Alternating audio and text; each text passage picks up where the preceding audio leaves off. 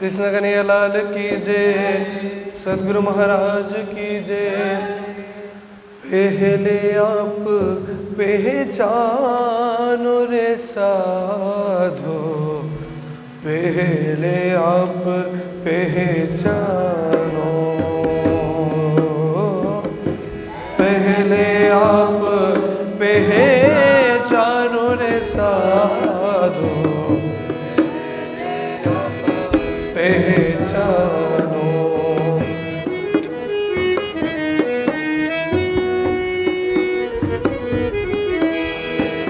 बिना आप चिन्हे पार ब्रह्म को, बिना आप चिन्हे पार ब्रह्म को, कौन कहे मैं जान्यो, कौन कहे मैं जानो।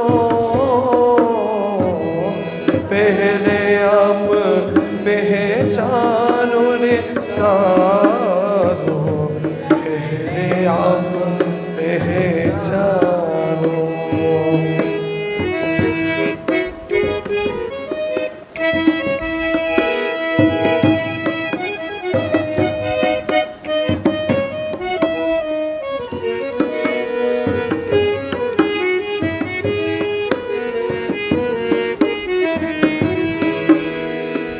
पीछे ढूंढो घर अपनो, तब कौन ठोर ठहरानो।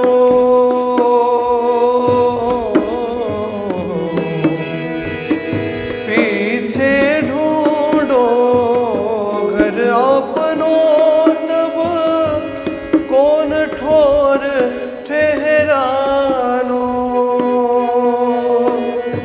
जब लग घर पावे नहीं अपनो, जब लग घर पावे नहीं अपनो, सो भटकत फिरत भरमानो। पहले आप पहचानो रे साधो, पहले आप पहचानो, पहले आप पहचानो रे साधो, पहले आप पहचानो।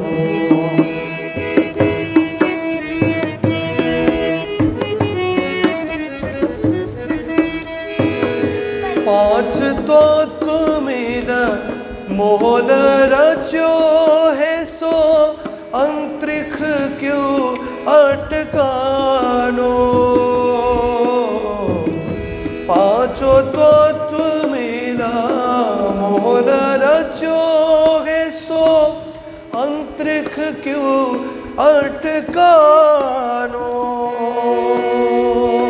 या के आस पास अटकाव नहीं तुम, या के आस पास अटकाव नहीं तुम। जाग के संशय भानो, पहले आप पहचानो रे साधो, पहले आप पहचानो, पहले आप पहचानो रे साधो, पहले आप पहचानो।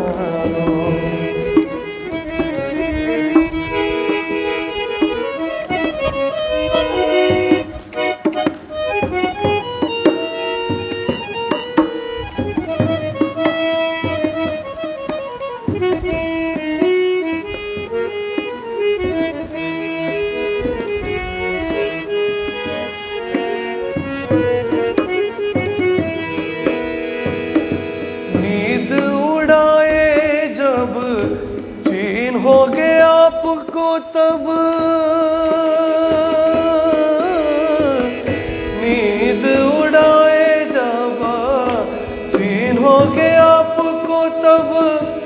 जानो के मोहल यो रचानो, तब आपे घर पाओगे अपनो, तब आपे घर पाओगे अपनो। देखोगे अलख लखानो, पहले आप पहचानो रे साधो, पहले आप पहचानो,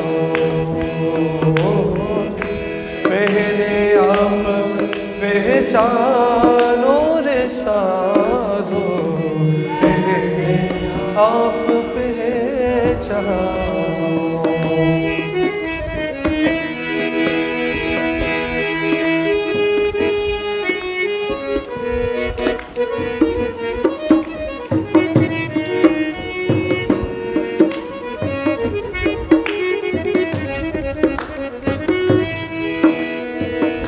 बोले चाले पर कोई न पहचाने, परखत नहीं परखानो।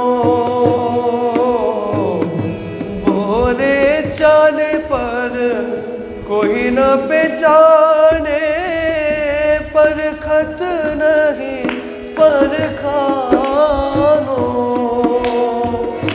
मोहम्मद कहे माहे पार खोजोगे, मोहम्मद कहे माहे पार खोजोगे।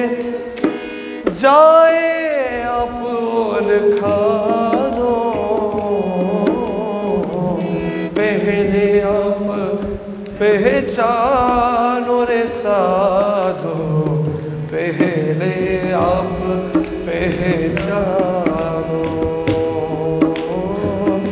पहले आप पहचानो रे साधो, पहले आप पहचानो,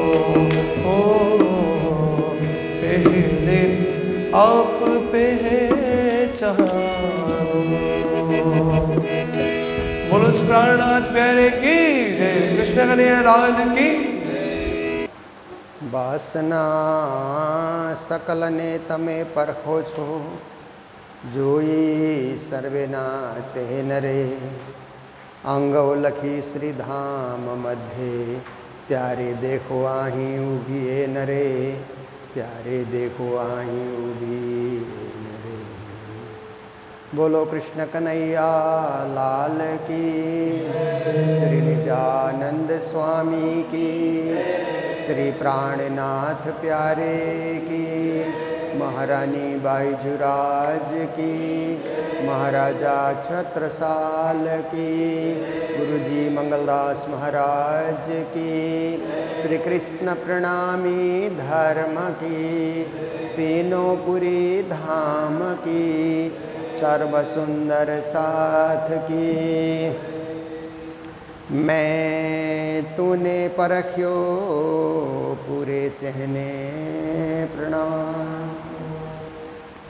उपस्थित धर्मप्राण शिरोमणि सुंदर साथ जी, माताएं बहनें भाइयों, मंगल बेला, मंगल सेवा, मंगल चिंतन, मंगल ध्यान और मंगल ज्ञान। देखिए सब मंगल ही मंगल, अमंगल से हम दूर रहते हैं, अमंगल हमको पसंद नहीं है। कहीं भी अशांति होती है ना, हम लोग पसंद नहीं करते हैं, वहाँ से हटना चाहते हैं, शांति की जगह हम ढूंढते हैं। लोग कोलाहल मचाएं, झंझट झगड़ा करें, द्वंद्व फंद बढ़ाएं, हम पसंद नहीं करते। हम कोशिश करते हैं कि तुम मिल करके रहो, शांति से रहो, प्रेम से रहो, पर लोग नहीं सुनते हैं। तो फिर हम शांति की जगह ढूंढ लेते हैं, कहाँ शांति मिलती है। देखिए कभी कभी परिवार में भी ऐसा हो जाता है कि लोग अशांति मचाने वाले उपस्थित हो जाते हैं, तो परिवार के कभी कभी माँ बाप वृद्ध आश्रम में चले जाते हैं। घर में बहुत अशांति हो रही है, लड़का भी अशांति करता है, बहू भी अशांति करती है, सब अशांति फैला रहे हैं। इसीलिए हम शांति से किसी वृद्ध आश्रम में रहेंगे, किसी मंदिर में शरण लेंगे। देखिए सब कुछ उन्होंने जोड़ा, बाद में शांति की तलाश में सब कुछ छोड़ करके लोग निकल जाते हैं। कई लोग साधु सन्यासी क्यों बनते हैं? शांति की तलाश में कि हमें कहीं ना कहीं जाकर के शांति मिलेगी, परमात्मा का भजन करेंगे, परमात्मा की सेवा करेंगे। तो जीवन में शांति बहुत बड़ी चीज़ है, बहुत बड़ा धन है। और धन मिलता है, पर शांति रूपी धन मिले तो कम धन मिलने से भी संतोष होगा। शांति, संतोष और सद्भाव, ये तीन शब्द हैं, विचारणीय शब्द हैं। पहले तो शांति चाहिए, हर एक को शांति चाहिए। देखिए जानवर भी शांति से विश्राम करना चाहते हैं ना। जब वो चरते हैं, घास खाते हैं, फिर विश्राम करते हैं शांति से। अशांति जानवरों को पसंद नहीं है, चिड़ियों को भी अशांति पसंद नहीं है। इसी तरह से छोटे छोटे जीवों को भी अशांति पसंद नहीं है। मनुष्य तो विकसित जीव है, मनुष्य की चेतना बहुत ही विकसित है, सब कुछ जानता है, समझता है। इसलिए मनुष्य भी शांति से रहना चाहता है, परंतु कुछ मनुष्य का स्वभाव ऐसा होता है कि अशांति फैला देते हैं। कुछ न कुछ झमेला उपस्थित कर देना, झगड़े में पड़ना, ये नहीं हुआ, वो नहीं हुआ, ऐसा नहीं, वैसा नहीं। और कई कई लोगों का स्वभाव होता है कि हम जो कहते हैं वही होना चाहिए, और कितना ही अच्छा कहे उसको स्वीकार नहीं करेंगे, बस हम कहें वैसा हो। ऐसे बहुत सारे लोग सोचते हैं और नहीं होने पे अशांति मचा देते हैं। तो ऐसी स्थिति में हम धर्म की खोज करते हैं, फिर ऐसी स्थिति में हम परमात्मा की खोज करते हैं, वाणी की खोज करते हैं कि हमें शांति चाहिए, संतोष चाहिए, क्योंकि दुनिया में असंतोष दुख का कारण है। कितना ही हमारे पास आ जाए, असंतोष बना रहा तो वही दुख का कारण है। इसलिए संतोष जो मिला खुश रहेंगे, असंतोष नहीं करेंगे, ये दुख का कारण है, झंझट का कारण है, मन व्याकुल रहता है। और सद्भाव, सबके प्रति अच्छा भाव, सबके प्रति आदर, आदर का भाव, किसी को नीचा दिखाना, किसी को गिराना, किसी को परेशान करना, मन वचन कर्म से किसी को परेशान करना, मन से बुरा बुरा उसके लिए सोचना, वचन उसके लिए गलत गलत बोलना, और कर्म उसके लिए बुरा करना, ये क्या है? ये भी सद्भाव की बात नहीं हुई, अशांति फैलाने वाली बात हुई। इसीलिए सबके प्रति भला भला सोचना, सबका अच्छा हो जाए, शुभ शुभ हो, मंगल मंगल हो सबका जीवन, हम सबके प्रति सद्भाव प्रकट करते हैं। ये बहुत बड़े बड़े जो हैं स्वभाव से ही, बहुत बड़ा दिल होने से ही, और बहुत बड़े विचार होने से ही ये सब संभव है। जो वाणी हमें सिखाती है, प्राणनाथ जी की वाणी, कि आप कैसे सुख शीतल करूं संसार, आप जगत में सुख और शीतलता का अनुभव कैसे कर सकते हैं, ये सारी चीज़ें, ये सारा ज्ञान हमारी वाणी बताती है। तो हम लोग 6 ऋतु का श्रवण कर रहे हैं, कई दिनों से कर रहे हैं, कुछ दिन और करते रहेंगे। तो श्री जी महाराज कहते हैं, मैं तूने परख्यो पूरे चेहने, हे धनी श्री देवचंद्र जी महाराज, मैंने अच्छी तरह आपको पहचान लिया, क्योंकि आप जो बोलते थे, चलते थे, करते थे, जो कुछ भी आपने मैंने देखा, तो आपके अंदर ही धामधनी बैठे हुए हैं, आप ही परम धाम के स्वरूप हो।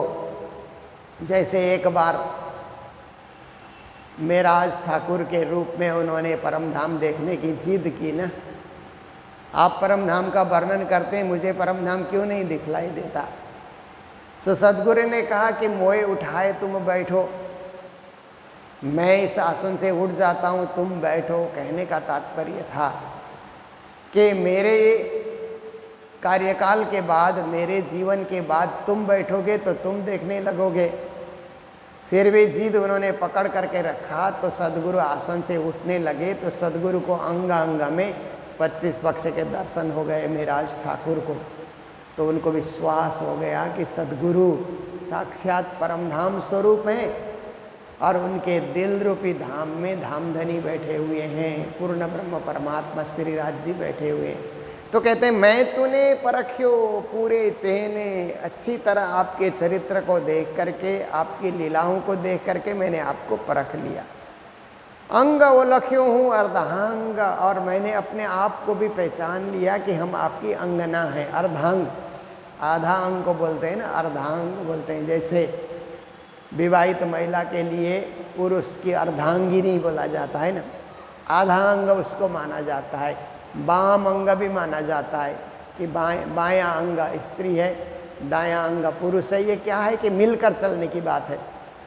ऐसे तो सबका शरीर अलग अलग है, अलग अलग जन्म हुआ है, पर गृहस्थ में दोनों मिल करके चले, इसके लिए आधा अंग करके मान लिया गया कि दो मिल के ही एक गृहस्थ बनेगा, एक परिवार बनेगा। ये सोच को विकसित करते हुए तो कहते हैं कि हम आपकी अर्धांगिनी या आपके अंग हम हैं, क्योंकि मैंने पहचान लिया कि आपके बाद मुझे ही ये कार्य करना है, ये भी मैंने जान लिया।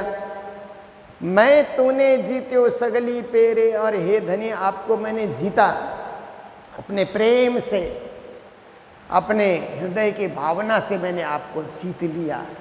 क्योंकि जीतने का मतलब ये नहीं है कि कुश्ती लड़ करके कोई किसी को जीते, मन से जीतना।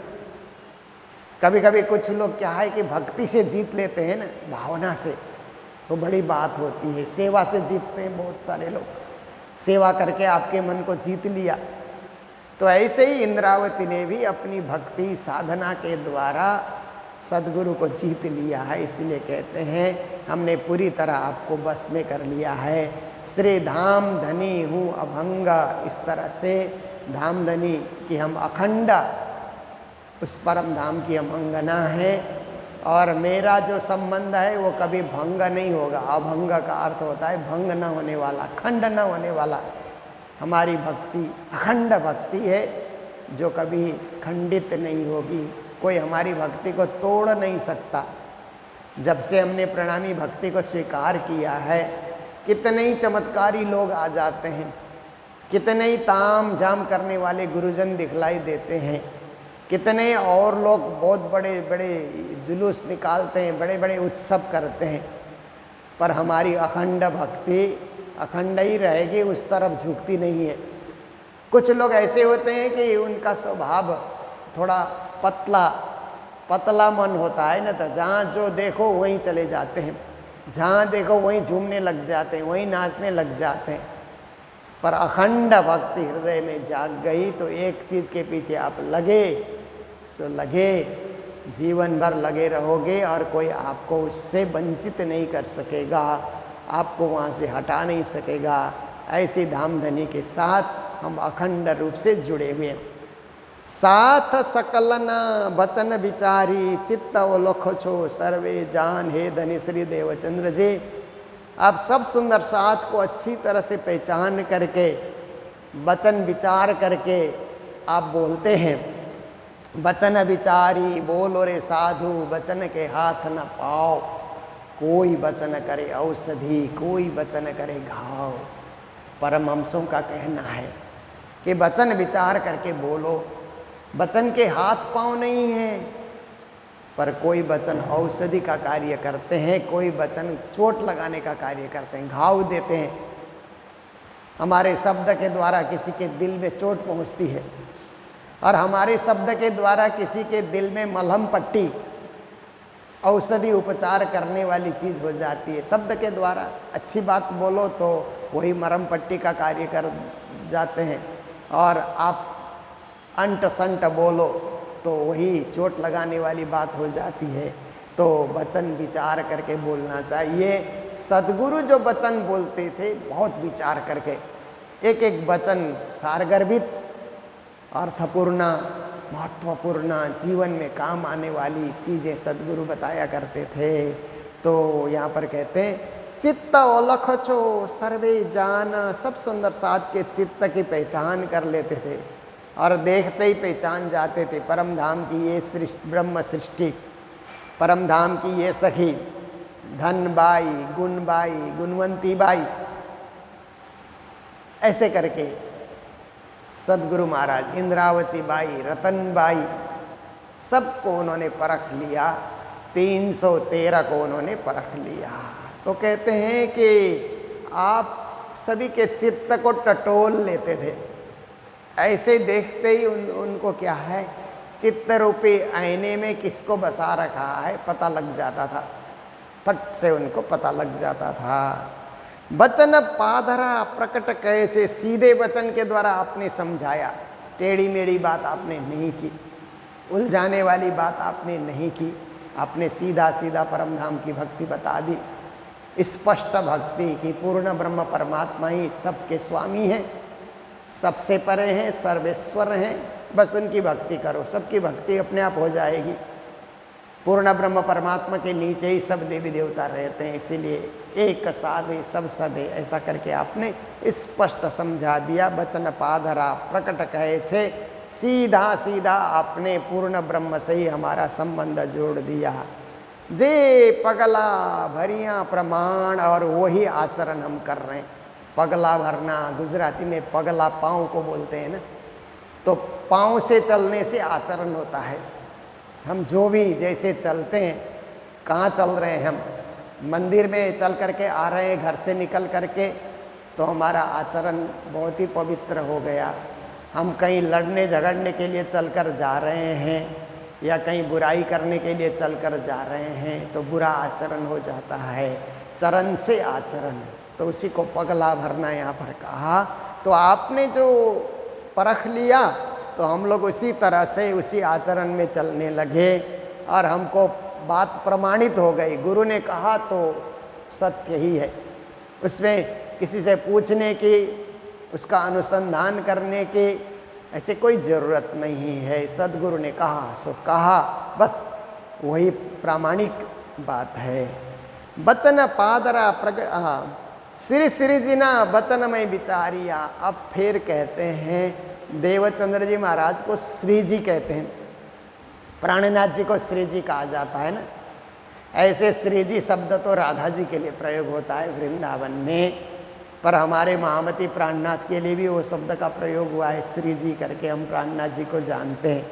पर प्राणनाथ जी श्री जी करके देवचंद्र जी महाराज को पुकार रहे हैं। देखिए, जैसे प्राणनाथ जी प्राणनाथ कहेंगे तो फट से देवचंद्र जी महाराज को समझ जाना चाहिए। तब श्रीमुख बचन कहे प्राणनाथ, ढूंढ काढ़ना अपना साथ, माया मिने आए सृष्टि ब्रह्म, सो बुलावना आए हम। यहाँ प्राणनाथ शब्द देवचंद जी के लिए प्रयोग हुआ, तो ऐसे ही यहाँ श्री जी शब्द देवचंद जी के लिए प्रयोग हुआ है। श्री जी ना वचन में विचारिया, मैंने देवचंद्र जी महाराज के वचनों को विचार किया। निधलिदी वचनों ने सार, और उनके दिव्य तारतम ज्ञान रूपी धन को और उन वचनों के सार को मैंने जीवन में ग्रहण कर लिया। विविध पेरे मैं तूने रे बाला हूँ, जीती धाम धनी आधार। आपने जितना सुनाया हमने सब ग्रहण कर लिया, और सुनाते और ग्रहण कर लिया, तो हमने जीत लिया। मतलब क्या है कि कभी कभी गुरु इतना सुनाते हैं कि शिष्य आधा अधूरा ही लेते हैं, पर प्राणनाथ जी कहते हैं इस मामले में हम आगे हैं।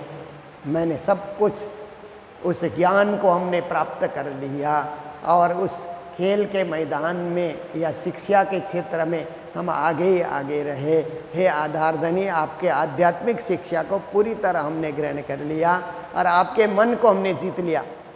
आप खुश हो गए मेरे ऊपर कि धन्य है इंद्रावती। इस तरह से हम ज्ञान अर्जन करने में विजयी हो गए। 14 भवन जे सुख जिए मथिया, बलि पड़ दे मथिया ब्रह्मांड तित्त। कहते हैं श्रीमद् भागवत का सद्गुरु श्रवण करते थे ना, जब 14 साल तक, उस घड़ी को याद कर रहे हैं कि आपने जो है 14 भवन जे सुख जिए मथिया, भागवत में 14 लोक की चर्चा आती है ना। पहले तो 9वें स्कंद तक तो 14 लोक की कथा है, वहीं के अवतारी पुरुष, वहीं के भक्त, वहीं के जितने भी संसार में कहते हैं ना अंश अवतार, अंशांश अवतार, तो इस तरह से कला अवतार, अर्धकला अवतार, ऐसे ऐसे जो अवतारी पुरुष हैं 14 लोक से ही जो आते जाते रहे, वैकुंठ से आते जाते रहे, उनकी चर्चा सुखदेव जी ने भागवत के 9वें स्कंद तक की है। उसके बाद 10वें स्कंद से पूर्ण ब्रह्म श्री कृष्ण की कथा उन्होंने की। तो यहाँ पर प्राणनाथ जी कहते हैं, हे धनी देवचंद्र जी महाराज, सुखदेव जी ने 14 लोक का मंथन किया और मंथन करने के बाद सार तत्व के रूप में कृष्ण भक्ति उन्होंने बताई, जो कृष्ण भक्ति 14 लोक से परे की भक्ति है। बलि पड़दे मथिया ब्रह्मांड तित्तस, जितना सुखदेव जी ने मथा, कांजी भट्ट ने आपको सुनाया भागवत का एक एक श्लोक 14 साल तक में, तो हर श्लोक का अर्थ, रहस्य, मर्म सब कुछ समझाने के लिए पूरा समय मिल जाता था। जैसे आजकल वृंदावन में लोग भागवत सीखने जाते हैं तो 2 साल में पूरे भागवत में जितने श्लोक हैं वो गुरुजन सिखा देते हैं। आजकल थोड़ा फास्ट भी सिखाते हैं, पहले पहले 5-6 साल लग जाते थे, परंतु अब 2 साल में ही करके आ जाते हैं, विद्वान लोग कराते हैं। तो देखिए, पर सद्गुरु ने 14 साल इसलिए लगाया कि उनको अच्छा लगता रहा, और जीवन की एक तपस्या भी थी। 40 साल की उम्र तक उनको तपस्या करनी थी, राज जी ऐसा चाहते थे, इसलिए सब चलता रहा। तो कहते हैं कि बलि पड़दे मथिया ब्रह्मांड तित्ता, 14 लोक से परे भी और ब्रह्मांड हैं और धाम हैं। जैसे 14 लोक से परे हम लोग जाते हैं तो प्रणव ब्रह्म का धाम आता है, अव्याकृत का आता है, गौलोक धाम आता है, सबलिक धाम आता है, केवल धाम आता है, अक्षर धाम आता है, फिर अक्षरातीत का धाम आता है। कितने सारे धाम, धाम के अंदर भी धाम है और धाम है। एक धाम में 5 और धाम बने हुए हैं, निर्मल, चेतन, महाकारण, कारण, सूक्ष्म, स्थूल, ऐसे करके एक के अंदर भी 4 कहीं कहीं तो 5 भी हैं। ये सारे जो हैं, जो आज तक लोगों ने खोला नहीं था, उसको भी आपने खोल खोल करके बता दिया। उनका भी आपने, ब्रह्मांड से परे ब्रह्मांड का भी आपने मंथन करके बताया। तेनो सार तमे प्रकट करी, उसका सार तारतम के रूप में आपने प्रकट किया। साथ ने दीधो रूढ़ी रीता, और सुंदर साथ को, बहुत रूढ़ी का अर्थ होता है अच्छी तरह से, आपने बहुत अच्छी तरह सुंदर साथ को, बड़ी रीत के साथ आपने सुंदर साथ को पिरोस करके तारतम रूपी वाणी आपने सुनाई, और बहुत ही सबके लिए, भला के लिए, सबके कल्याण के लिए अपने ये वाणी उतारी। तेमा सार हूँ तम तणो मथिया, सुखदेव जी का सार कांजी भट्ट ने मथा, कांजी भट्ट ने जो कुछ मथा वो देवचंद्र जी महाराज ने उसका सार मथा। तो प्राणनाथ जी कहते हैं, सद्गुरु महाराज आपने जो सार मथा उसका भी सार हमने मंथन किया।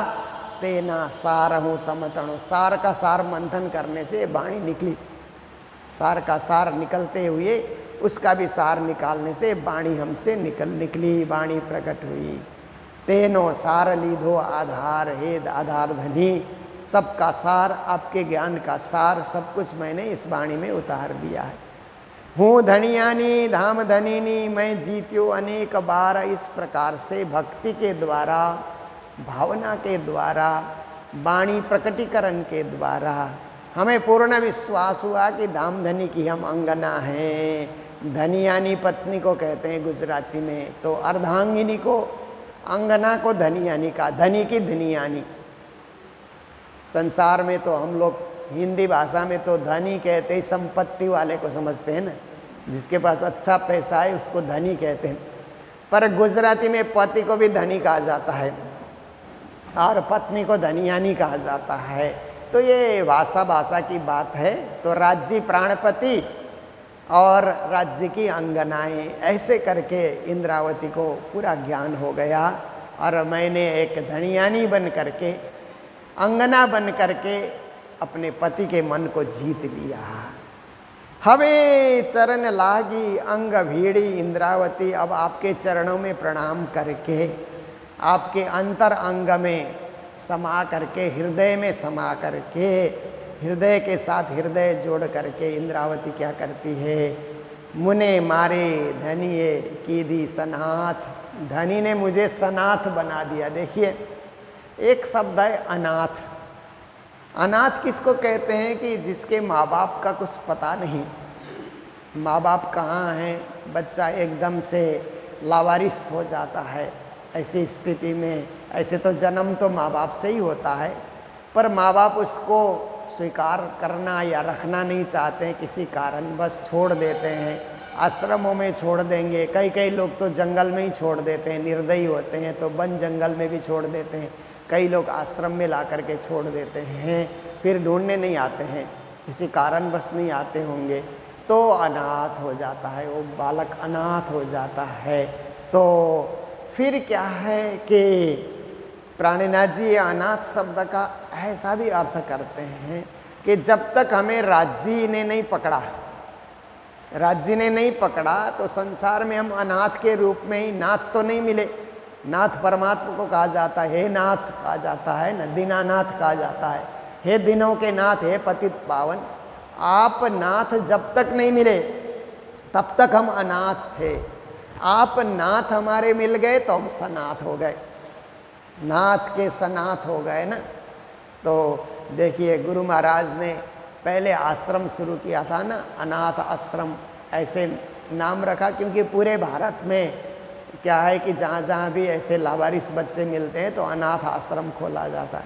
फिर बाद में गुरु जी ने कहा कि मेरे शरण में आ गए, सबके सब मेरे शरण में आ गए तो उनको अनाथ क्यों कहना, इसलिए वो अनाथ शब्द उन्होंने हटा दिया। बाल सेवा आश्रम, बालिका सेवा आश्रम, ऐसा करके उन्होंने नाम दिया कि कहीं बच्चों के मन में भी ये प्रभाव ना आए कि हम अनाथ हैं। हम गुरु जी के शरण में हैं तो हम सनाथ हैं, सनाथ हो गए। तो ये एक परिभाषा यहाँ एक आध्यात्मिक जगत में भी श्री जी ने प्रयुक्त किया कि धनी ने हमें सनाथ कर दिया। मनना मनोरथ पूर्ण करी, मेरे मन की मनोकामना पूरी कर दी। सबसे बड़ी मनोकामना राज्य की भक्ति, पूर्ण ब्रह्म परमात्मा की भक्ति, गोपी भाव की भक्ति को पाना। लोग तरसते हैं, गोपी भाव की भक्ति पाने के लिए लोग बहुत परेशान रहते हैं। ऐसी भक्ति हमको भी मिले जीवन में, पर हमें तो अनायास ही कुछ सोचना भी नहीं पड़ा। ऐसी परम धाम की भक्ति से उन्होंने जोड़ी, मेरे मन की मनोकामना पूर्ण कर दी कि उच्च भक्ति से हम जुड़ गए। बाले लीदी पोता ने पास, इतना ही अपने पास भी बिठा करके रखा कि तुम मेरे पास ही बैठो। पास में बैठने का अर्थ है कि अपने ज्ञान के पास बैठा दिया। शरीर का पास तो हमेशा नहीं रहता है, शरीर तो चलायमान होता है, पर अपने ज्ञान में स्थिर करके रखा। ज्ञान में डामाडोल होने नहीं दिया, क्योंकि कई लोगों का ज्ञान स्थिर नहीं होने से मन डामाडोल हो जाता है, भक्ति छूट जाती है। पर ऐसे धनी ने मुझे नहीं किया, अपने पास ही अपने ज्ञान में ही हमें स्थिर करके रखा, इधर उधर होने नहीं दिया।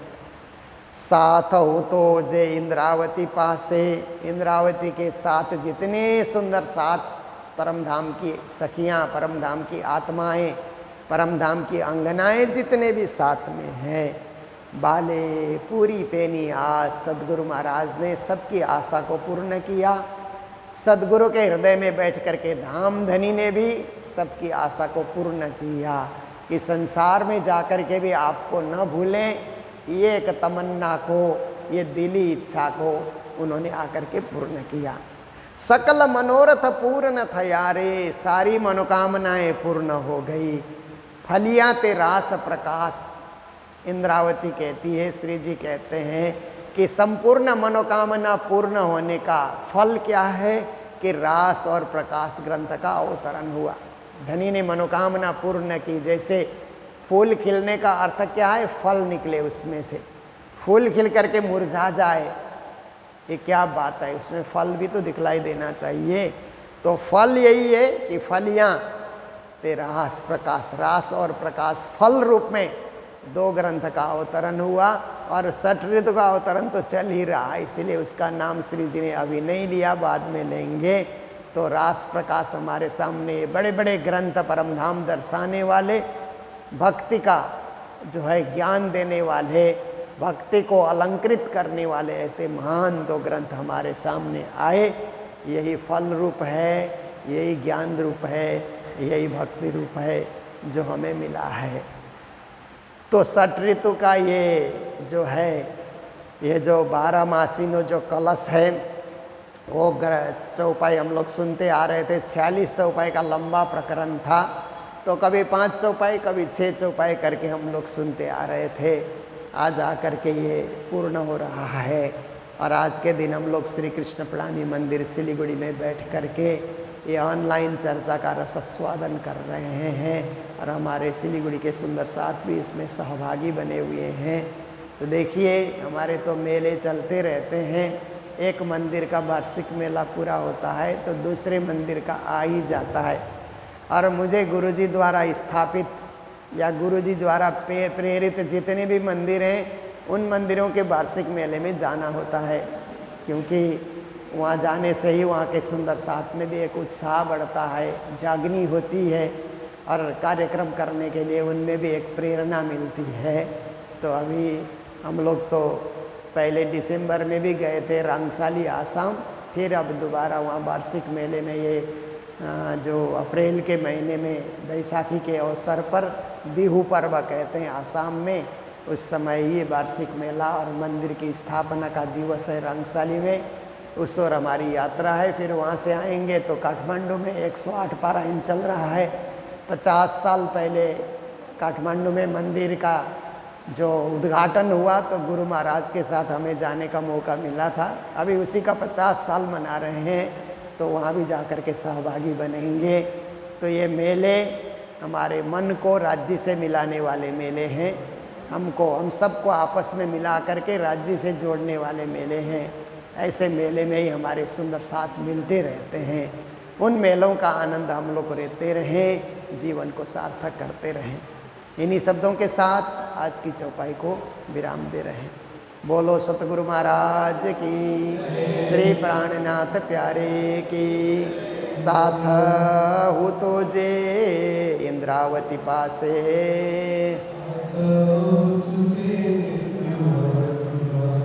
बाले पूरी तेनी आस,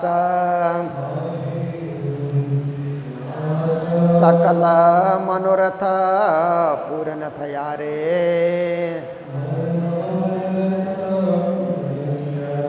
फलियाँ ते रास प्रकाश, फलियाँ ते रास प्रकाश।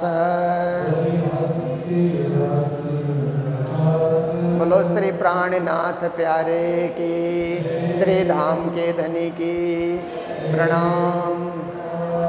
जब तुम